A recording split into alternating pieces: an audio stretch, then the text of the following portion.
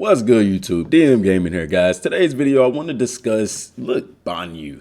I want to discuss Banyu, Toei Mira, and Android 21. Now, it was my speculation early on that they would pursue Banyu, Android 21, maybe some Toei and Mira with the free episodes, or not the free episodes, the DLC episodes that are coming to Dragon Ball Z Kakarot. But upon hearing it, I have to reevaluate that, and it raises the question, will they even pursue that? Because based off of what we're looking at now, episode 1 is going to be about Beerus, episode 2 is more likely going to be about Frieza, and then the new saga or new arc is going to more than likely be what's next in Super, which will be the not Universal Survival, but Universe 6 and 7 tournament, all that kind of stuff. I will say this, I believe that whenever that new arc comes, because if they're giving us new DLC, or if they're giving us something new to the game, a new feature to the game with each DLC, then we could see a major update to the game whenever the new arc drops. And when is that going to be? I don't know, but I think that we'll see a major update to the game. But they're y'all hear me say this all the time, but it's legit. There is so much potential for this game as far as content. Like, there's not many single player games that you can see stretching 2 years. But this game has that possibility, because you already have Super, okay? Then you also can add, you still have Banyu, you can do content for her. You have Android 21, you can do content for her.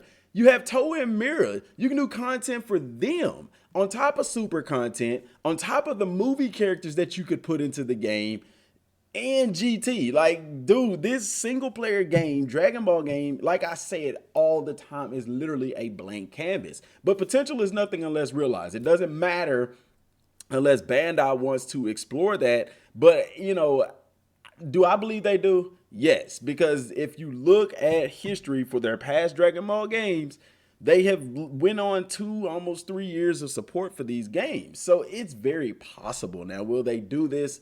I don't know, but the possibility is there.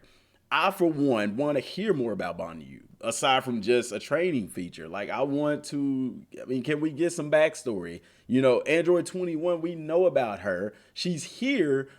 We already know from Fighters what she's capable of. Why can't we experience that in Dragon Ball Z Kakarot? I think that we will. You see what I'm saying? And then Toei and Mira's very interesting tie to Xenoverse. And I always say this because at the end of Xenoverse 1, after you defeat Toei and Mira, you see her pick him up in her hand, and she has him, he's that little blob that you see in Dragon Ball Z Kakarot. And what does she say? We're going to go find you some more energy, basically. So they go in time. That's what they do. They go throughout time. It just so happens that they came to the Dragon Ball Z Kakarot timeline, which is the original timeline. Don't get me wrong. But what more is going to come of that? You see what I'm saying? And it makes you even think about the next Xenoverse game. Like, is Xenoverse going to take a page out of Kakarot's book and make this open world RPG, create a character kind of thing, multiplayer kind of thing? I don't know. Will they bring back Toei and Mira? Like, right now, you still have the villainous enemies. What is going to become of them? Are they just going to be continually repopulating, and things like that? Like, there's so many different directions that they could go in this game. Sorry, y'all, if my hair is looking like, look at that, it's wet, man. So it's like kind of laying down some. But anyway, there's so many different directions that they can go and still maintain that storyline. So you can still have the storyline of Dragon Ball Super, because that's what we're getting into right now. But you can also branch off here with Banyu, branch off here with Android 21, branch off here with Toei and Mira, branch off here with movie characters. You see what I'm saying? Like, it's there. The potential is there. The possibility is there. Now, my question is, are we going to get anything new for the episode 2 part 2 of episode 2 of the DLC? And then, like I said, what are we going to get with the new arc? Because every one of the Dragon Ball games that Bandai has done, at some point in time, they've done a major overhaul of the game, in a sense. Even right now with Dragon Ball Fighters, if you were to pick the game up and play it right now, you would get a completely different experience than when you picked it up when the game first released. Same thing for Xenoverse, even more so for Xenoverse 2. I mean, you know, the Xenoverse series, Xenoverse 2. When you pick that game up at launch and you were to play that game right now, there is so much more to that game. You have the Hero Coliseum, you have the raid battles, etc., etc.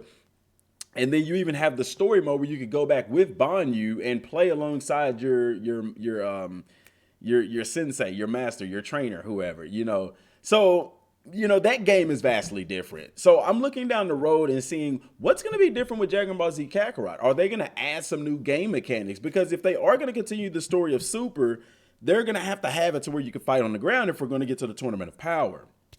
But it's interesting that the whole thing with Beerus, you know, Beerus and episode 2 with Frieza, they're taking an original content approach to it. Very, very interesting. It's almost like, wow, why not just tell the story? The reason I think that is because they want you to live as Goku. And so they're implementing new features into the game, such as Whis' training, so that it doesn't feel like a linear thing. It feels more like something you're actually living and actually doing. Like you're actually going to train with Whis day in and day out. You're actually having to train right now in the game day in and day out, you know, because there is a time gap and they're kind of actually making you live that time gap. You know what I'm saying? This is how probably Goku and them felt after defeating Majin Buu between that time and Beerus, that there just wasn't anything to do but train. And that's all you have to do in the game right now. Training is repetitive for Goku. I imagine it's repetitive right now. It would be cool to implement that we could train against each other aside from just fighting against random enemies.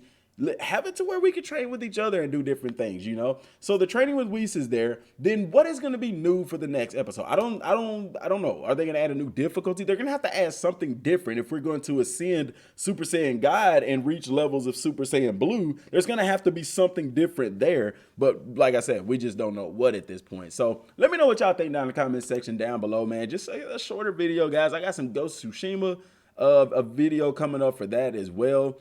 Right now I'm getting back into my game, you know, kind of playing. I want to go through and play Mafia 3. I never finished that. And Vampire. Interesting. But guys, let me know what y'all think about the video down in the comment section down below. So all I got for right now, y'all. Till next time. Thanks for watching. Peace.